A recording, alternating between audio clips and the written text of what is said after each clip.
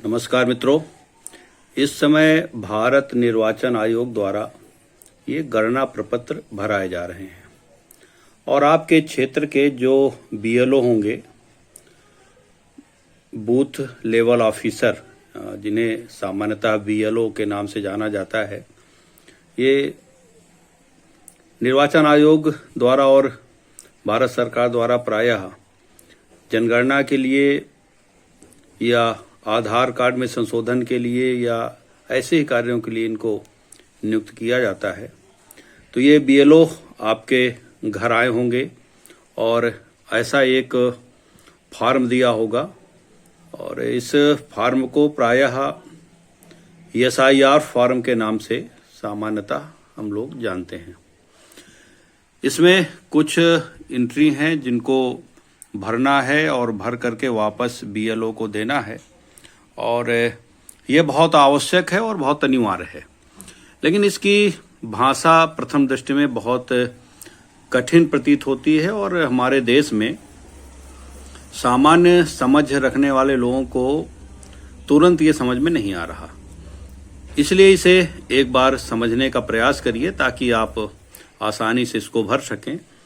ये एक फॉर्म है और इसमें कुछ कटिंग है और कटिंग इसलिए है क्योंकि किसी भी व्यक्ति की जो व्यक्तिगत जानकारी है उसे सोशल मीडिया पर साझा नहीं किया जा सकता है। ये यूट्यूब पॉलिसी के भी खिलाफ है और करना भी नहीं चाहिए।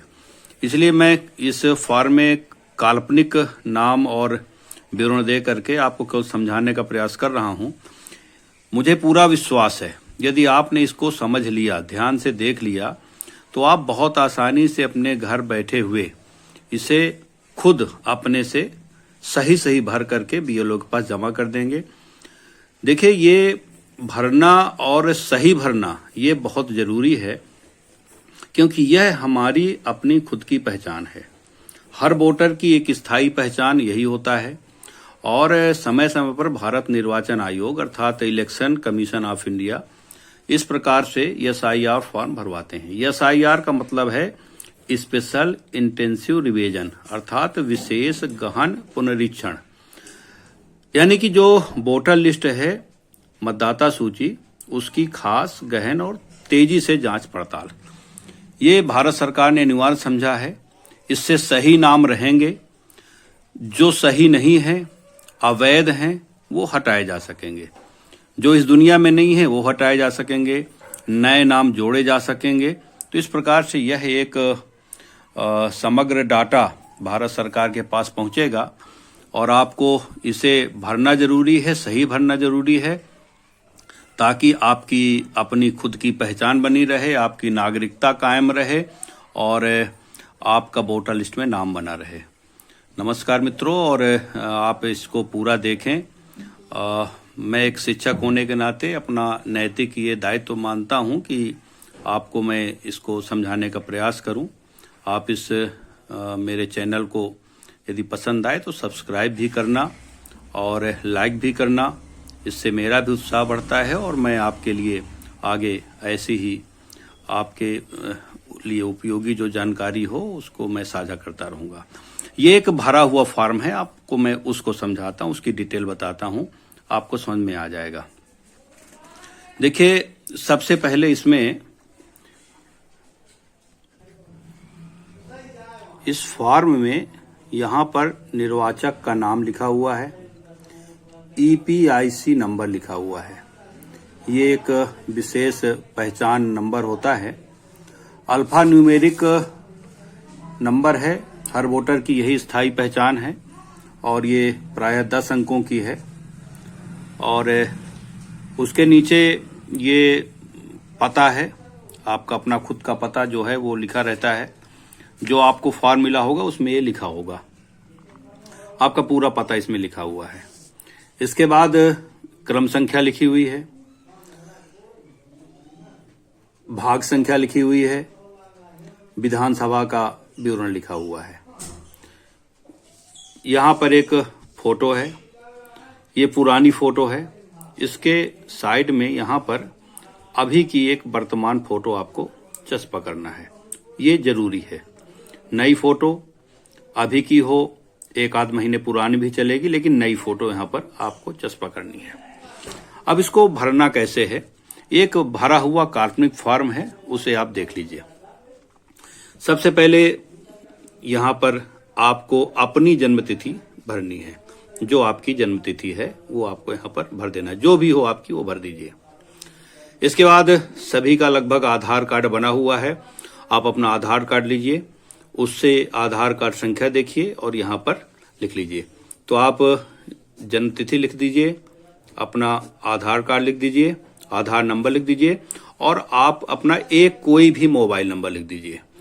प्रायः वही मोबाइल नंबर लिखने का प्रयास करना चाहिए जो सक्रिय हो, और यदि आपके आधार कार्ड से लिंक हो तो आपको वही मोबाइल नंबर यहाँ पर दर्ज करें तो ज़्यादा बेहतर है, अन्यथा कोई भी मोबाइल नंबर एक यहाँ पर डाल दीजिए। इसके बाद फिर जो अगला है वो है कि आपको यहाँ पर अपने पिता का नाम भरना है।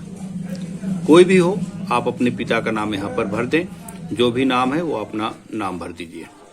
इसके बाद अपने पिता का वो ईपिक नंबर, जो अभी मैं आपको बता रहा था, EPIC संख्या, ये अभी मैंने आपको बताया, आपके लिए जैसे ये फॉर्म मिला है वैसे आपको पिता को भी ये गणना प्रपत्र मिला होगा और वहां पर यहाँ पर EPIC नंबर उनका लिखा होगा, आप उसे देखें और यहाँ पर EPIC नंबर लिख दें।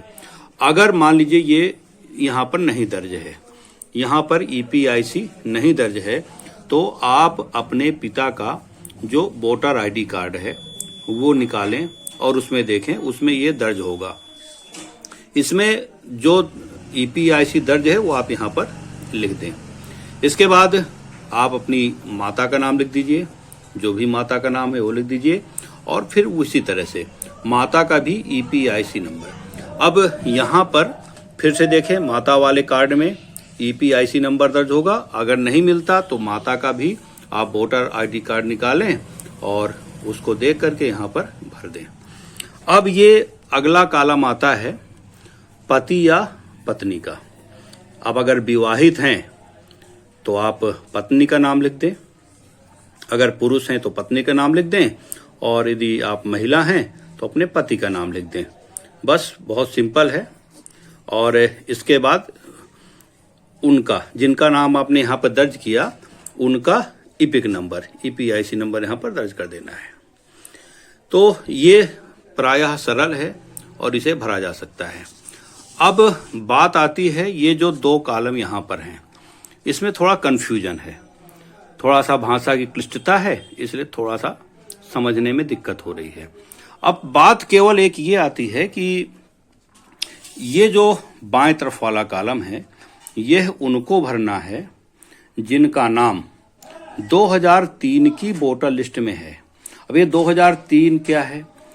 वास्तव में हुआ ये था कि अभी जो भारत सरकार ये SIR करवा रही है, ये जो गणना प्रपत्र करा रही है, इससे पहले 2003 में हुआ था। तो 2003 में यदि आप वोटर लिस्ट में आपका नाम दर्ज था तो आपको ये वाला भरना है। अगर 2003 में आप वोटर नहीं थे और वोटर लिस्ट में आपका नाम नहीं था तो फिर आपको ये वाला भरना है। तो चलिए दोनों को थोड़ा सा क्रम से समझते हैं।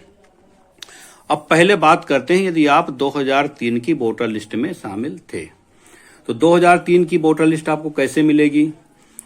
इलेक्शन कमीशन ऑफ इंडिया की वेबसाइट पर आप जाएंगे, 2003 की मतदाता सूची उससे आराम से डाउनलोड कर सकते हैं, बहुत आसानी से मिल जाती है। और यदि आप थोड़ा सा भी प्रयास करेंगे तो इसकी लिंक भी है, आप उसको खोल करके देख सकते हैं। ये 2003 की वोटर लिस्ट है, ऐसे ही आप डाउनलोड कर लेंगे तो मिल जाएगी। उसमें क्रम संख्या मिल जाएंगे, आपका नाम मिल जाएगा और इसमें नाम, आपकी उम्र, आपके पिता का नाम और महिला हो पुरुष हो, और इसके बाद यहाँ पर ईपिक नंबर, उस समय 2003 में जो ईपिक नंबर थे वो मिल जाएंगे। तो आपको मैं एक बार ये दिखाता हूँ कि इसको भरते कैसे हैं। ये केवल 2003 की वोटर लिस्ट है जिसको मैंने आपको दिखाया। चलिए आगे बात करते हैं। अब 2003 की वोटर लिस्ट में आपका नाम है तो ये कॉलम आपको भरने हैं। तो 2003 की वोटर लिस्ट में किसका नाम होगा? देखिए, मतदाता बनने के लिए न्यूनतम उम्र 18 वर्ष आवश्यक होती है। तो 2003 में जिनकी उम्र कम से कम 18 वर्ष रही होगी वही उस लिस्ट में शामिल होंगे। तो आप सीधा सीधा समझ लीजिए कि अगर आपका जन्म 1985 या उससे पहले हुआ है तो आपका नाम 2003 की मतदाता सूची में होगा, और यदि आपका जन्म 1985 के बाद हुआ है तो आपका नाम 2003 की मतदाता सूची में SIR में नहीं होगा। तो सीधा सीधा आपको समझ में आ जाएगा कि मेरा नाम 2003 की लिस्ट में है या नहीं है। अब मान लीजिए है तो आपको यहाँ पर अपना नाम भरना है। अब यहाँ पर आपका अपना नाम आएगा, किसी और का नाम यहाँ पर नहीं आएगा, न पिता का न माता का, आपका अपना खुद का नाम यहाँ पर आना है। तो आप अपना यहाँ पर नाम भर दीजिए, जो भी आपका नाम हो, और इसके बाद फिर आपका यहाँ पर EPIC नंबर, इपिक नंबर। अब यहाँ थोड़ा सा ये ध्यान देना है कि 2003 की वोटर लिस्ट में जो नंबर हो वो यहाँ पर दर्ज करना है। ऐसा क्यों है? क्योंकि कई बार ऐसा होता है कि 2003 की वोटर लिस्ट में हमारा EPIC नंबर कुछ और था और वर्तमान में कुछ और है। ऐसा इसलिए हो जाता है कि अगर 2003 से लेकर के और अभी तक यदि हमने कभी भी अपने वोटर कार्ड में नाम इत्यादि को लेकर, उम्र इत्यादि को लेकर यदि कोई संशोधन कराया है तो निश्चित रूप से हमारा EPIC नंबर बदल गया होगा। तो यहाँ पर आपको 2003 की वोटर लिस्ट में जो EPIC नंबर है वो दर्ज कर देना है।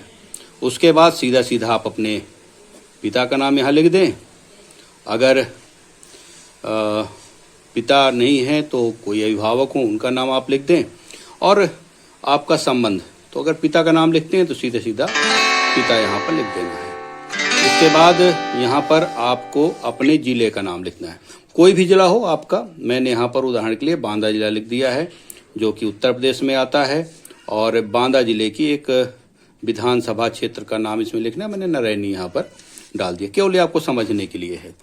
अब नीचे आता है विधानसभा निर्वाचन क्षेत्र की संख्या, तो ये आपको कहाँ से मिलेगी? तो देखिए, जो 2003 की वोटर लिस्ट आपने डाउनलोड किया है उसका जो पहला पन्ना है, उस पहले पन्ने में ऊपर यहाँ पर आपको मिल जाएगा विधानसभा क्षेत्र की संख्या मिल जाएगी। आपको विधानसभा क्षेत्र की संख्या के अलावा आपको वहाँ पर भाग संख्या मिल जाएगी। ऐसा आप यहाँ पर लिख सकते हो। तो ये जो पहला पन्ना है इसको आपको देखना है और उसके हिसाब से आपको इसको भरना है। बहुत आसानी से आप इसको भरते चले जाएंगे, केवल इसको देखते रहें और समझने का प्रयास करें। तो यहाँ पर ये विधानसभा क्षेत्र की संख्या लिख दी गई। वोटर लिस्ट से देख करके आप भाग संख्या लिख दीजिए और क्रम संख्या। आप उसी वोटर लिस्ट में देखेंगे कि किनारे क्रम लिखा, आपका नाम वोटर लिस्ट में किस संख्या पर दर्ज है ये जरूर देख लेंगे। अब यहाँ पर ये क्रम संख्या दी है, मान लीजिए ये 430 नंबर है और 430 नंबर पर ये नाम लिखा हुआ है। तो इस तरह से आपको देख लेना है। तो जो आपका नाम है वो किस संख्या पर दर्ज है वो संख्या आपको लिख देनी है। तो ये जो 2003 की वोटर लिस्ट में यदि आपका नाम है तो आपका ये कॉलम भर गया और सही सही भर गया। अब आते हैं दूसरे दाहिने कॉलम पर। अगर आपका 2003 में नाम है तो ये कॉलम आपको नहीं भरना है, और यदि आपका 2003 में नाम नहीं है वोटर लिस्ट में तो आपको ये कॉलम नहीं भरना है, इसे खाली छोड़ देना है, इसको भरना है। अब जब आप इसको भरेंगे तो इसको समझने का थोड़ा तरीका आप समझ लीजिए। अब चूंकि आपका नाम 2003 की वोटर लिस्ट में है ही नहीं, तो फिर आपके संबंधी, इसमें लिखा हुआ है पिछले कॉलम में देख संबंधी, तो आपके संबंधी कौन होते हैं? आपके पिता हैं, आपके माता हैं, आपके दादा हैं, आपकी दादी हैं, ये आपके संबंधी हो गए। संबंधी वो जो जिनका नाम 2003 की वोटर लिस्ट में दर्ज था। तो मान लीजिए आपके पिता का नाम 2003 की सूची में है, तो आप अपने पिता का नाम यहाँ पर दर्ज कर दीजिए। इसके बाद अपने पिता की EPIC नंबर, इपिक नंबर, लेकिन यहाँ ये ध्यान देना है कि फिर से वही बात है कि EPIC नंबर यहाँ पर वही दर्ज करना है जो 2003 की वोटर लिस्ट में दर्ज हो। यहाँ पर कई ऐसे मामले भी देखने को मिलते हैं कि 2003 की वोटर लिस्ट में नाम तो है आपके पिता का, लेकिन उनका ईपीआईसी नंबर नहीं है, 2003 में नहीं है। तो नाम है लेकिन ईपीआईसी नंबर नहीं है। तो ऐसी स्थिति में आपको वर्तमान में जो वोटर कार्ड में नाम में ईपीआईसी नंबर लिखा है उसको आप लिख सकते हैं। यही एक वैकल्पिक उपाय है, आप इसको वर्तमान वाला दर्ज कर दें। अगर 2003 की वोटर लिस्ट में ईपीआईसी नंबर दर्ज है तो आप वही लिखेंगे। अब इसके बाद आता है ये कॉलम, ये बहुत कंफ्यूजन क्रिएट कर रहा है, संबंधी का नाम। तो यहां पर आपके ये पिता हो गए, अब इनके जो पिता हैं अर्थात आपके दादाजी, दादाजी का नाम आपके यानी पिता के पिता का नाम यहां पर दर्ज होगा, क्योंकि इनके संबंधी ये हो गए। तो इस प्रकार से ये आप समझने का प्रयास करें कि भारत निर्वाचन आयोग 3 पीढ़ियों का रिकॉर्ड आपका कलेक्ट कर रहा है। अब ये जो व्यक्ति हैं आपके पिता के पिता, ये इनके पिता हुए, तो यहाँ पर संबंध में पिता लिख देंगे। फिर आगे वही सब कॉलम भरने हैं, जिला आपको भर देना है, जो भी आपका जिला हो, प्रदेश आपको भर देना है, विधानसभा क्षेत्र का नाम लिख देना है। अब यहाँ पर विधानसभा क्षेत्र की संख्या, निर्वाचन क्षेत्र की संख्या, तो ये वही 2003 की वोटर लिस्ट का जो प्रथम पेज है वहाँ आपको ये मिल जाएगी। आपके पिता का दर्ज करना है यहाँ पर, ये नाम जो आपने यहाँ पर दर्ज किया है, नाम अपने पिता का, उनका ही आपको यहाँ पर विधानसभा क्षेत्र 2003 में वो कहाँ पर, किस विधानसभा में उनका नाम दर्ज था, ये लिखना है, किस भाग संख्या पर थे और उस लिस्ट में किस क्रम पर उनका नाम दर्ज है। अगर आपने इतना सही भर दिया तो आपका फॉर्म सही माना जाएगा। और इसके बाद आप नीचे आएं, यहाँ पर अपने हस्ताक्षर कर दें, आज की तारीख, जिस तारीख में आप फॉर्म भरें वो कर दें। ध्यान ये देना है कि ये फॉर्म आपको 2 प्रति में तैयार करना है। यहाँ पर फोटो लगाना मत भूलिएगा, फोटो अनिवार्य है, वर्तमान फोटो लगाना ये ध्यान दीजिएगा। अब ये एक बार आपने सही भर लिया, इसे आप देख लें, सही भर जाएगा। और इसके बाद आप अपने बीएलओ को 1 प्रति दे दें, 1 प्रति बीएलओ से रिसीव करा करके, ये बहुत महत्वपूर्ण रिकॉर्ड है और आने वाले समय में भी इसकी जरूरत पड़ सकती है, इसलिए आप 1 प्रति रिसीविंग के साथ अपने पास अपने रिकॉर्ड में रखें, ये बहुत जरूरी है। ये जो जानकारी है ये मैंने गूगल में सर्च करके, अधिकारियों से बातचीत करके और जो इसके जानकार हैं उनसे अच्छी तरह समझ करके आपके साथ साझा किया है। पूरी तरह से सत्य है ऐसा मैं कह सकता हूं, लेकिन फिर भी आप इसे भी देख लें और अपने स्तर पर यदि चाहें तो मेरी बात को एक बार क्रॉस चेक कर लें और अपने बीएलओ से समझ लें और उसे भर दें। महत्वपूर्ण जानकारी है, आपने मेरी बात को बहुत धैर्य से सुना है, समझा है, आपका बहुत बहुत धन्यवाद। आप मेरे चैनल को सब्सक्राइब भी कर देना। इसी आशा के साथ